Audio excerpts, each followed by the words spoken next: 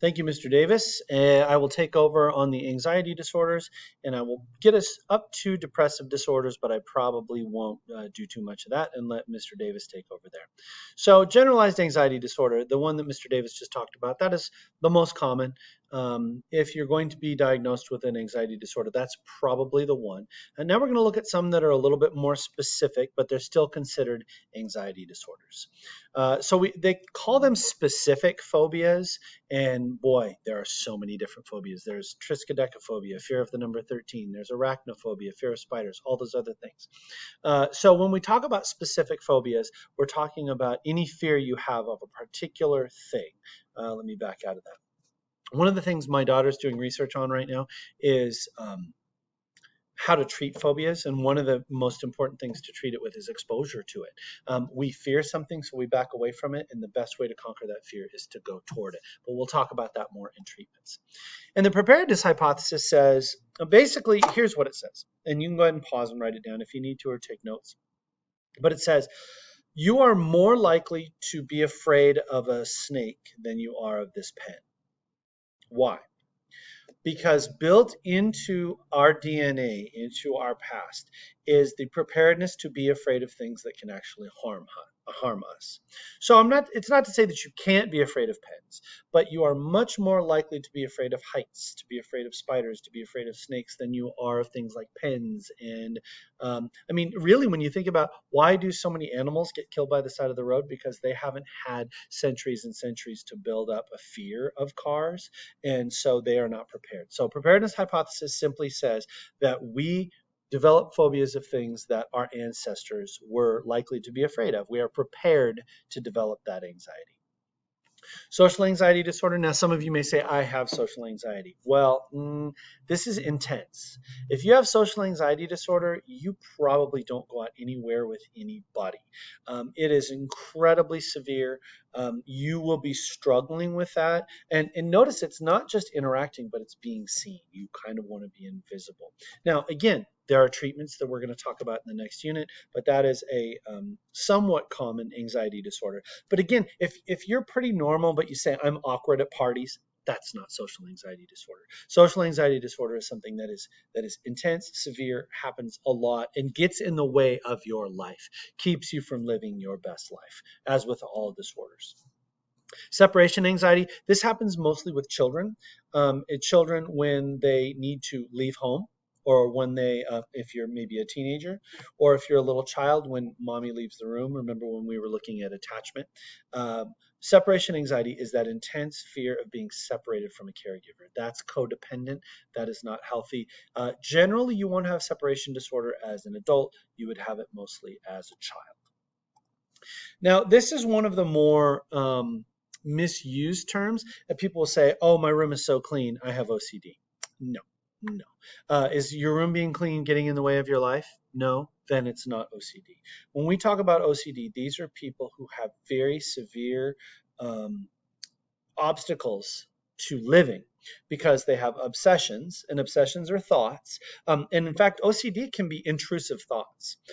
They can be, I'm having intrusive thoughts about violence, intrusive thoughts about sex, intrusive thoughts about things. Not memories. This isn't PTSD. This is just, you just can't quit thinking about, about these kind of terrible things. And you're like, oh my gosh, I'm a terrible person. I can't quit. So that's your obsession. And then the compulsion is you want to do things. You have to take 12 steps in order to get out of the room. And if you don't take 12 steps, you got to go back and start again.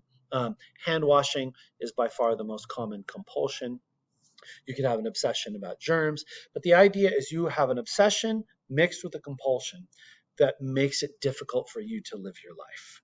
That's, again, super important. So you wouldn't say, I'm really OCD when it comes to my room. No.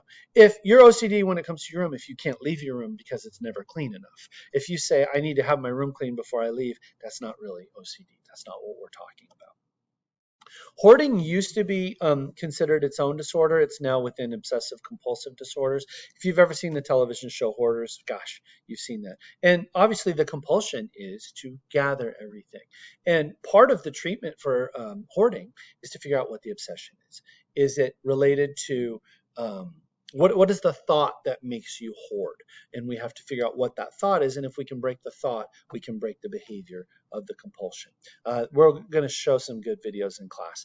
Hoarding behavior can, I mean, and obviously hoarding is not bad if you have a lot of stuff in your basement. What we're talking about is if you're in a room and the stacks of garbage in your house are so high that all you have are little hallways through it because you have so much garbage. I mean, I've seen hoarders episodes where they have dead rats all over the house and dead cats, and you know, it's just, it's gross. This is not I buy a lot of socks or shoes. This is, I can't throw anything away, including garbage. Body dysmorphic disorder is considered another obsessive compulsive disorder. I'm going to show you a photograph here. And this is an example of what body dysmorphic disorder might look like to a person. So you see a person who has, and it's not an eating disorder necessarily. It often goes hand in hand with an eating disorder, but it doesn't have to. This is a person who clearly has lost too much weight, is probably underweight unhealthily. And what they see in the mirror, this, I wouldn't say this woman is fat, but she sees herself in a way that makes her look like a way she doesn't want to look. That's body dysmorphic disorder. You literally don't see yourself properly. And you can do that in the opposite direction too. You can be a person who's lifting weights and you're buff and your biceps are like this big, and you look in the mirror and you don't see yourself properly. So you have this compulsion to lift more weights, lift more weights. It really is, I do not see my body properly, and it's causing me to do things that harms myself. So that is body dysmorphic disorder. And then, of course, we have post-traumatic stress disorder. I think we have talked about this in a previous unit, but this is a big one. And a lot of people think PTSD is related to soldiers. Yeah, we did. I think we watched the clip from American Sniper. And PTSD is when you have had a traumatic event. It's post-trauma, and it causes you stress. You can't quit thinking about it. You have intrusive thoughts. You can't sleep. So as you're having these persistent thoughts, what do? You numb yourself. You're trying to avoid thinking about it. And what is the most common way to numb yourself? Alcohol and drugs. There would be something else where if you have PTSD, and we saw that in the clip from American Sniper, and maybe we'll watch it again in class, you're hyper aroused. You are so stressed out by your trauma that every little noise, like somebody who was in a war, they might hear the backfire of a car and they jump under a desk because they're so stressed out.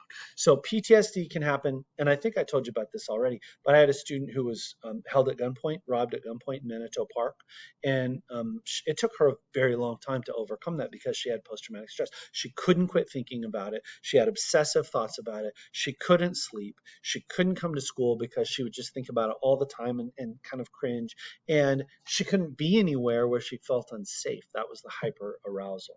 So PTSD, there are treatments for it. We're going to talk about it in the next unit, but that's pretty severe when anybody's had a severe trauma. Okay, we're at about 8 minutes. Oh, good. This is a good one. They used to call adjustment disorder situational depression. Now, look at this, an inability to cope with a stressor like a major life event. Now, as you look at that, you're like, well, no, let's say a loved one dies. Well, you're going to have an adjustment problem. It's a trauma and stressor related disorder, much like PTSD. It's not abnormal to grieve. It's abnormal when it gets in the way of your life for a very long time. Now, who gets to draw that line? That's tricky. But let's say somebody's passed away and 6 months later, you're still not able to go to work. You're still not able to be in public. You're still not able to visit with other family because you are so stressed out about that. Then it's getting in the way of your life in an unhealthy way. Now, obviously, grief is going to get in the way of your life for a month or two after something like that happens. But if it's not going away, if it's really getting in the way of your life, they will call that an adjustment disorder. You're having a hard time adjusting to the world as it is. And then I'm going to let Mr. Davis take over. Oh my gosh, I'm below 10 minutes. That's never happened before in my life. I'm going to let Mr. Davis take over on depressive disorders.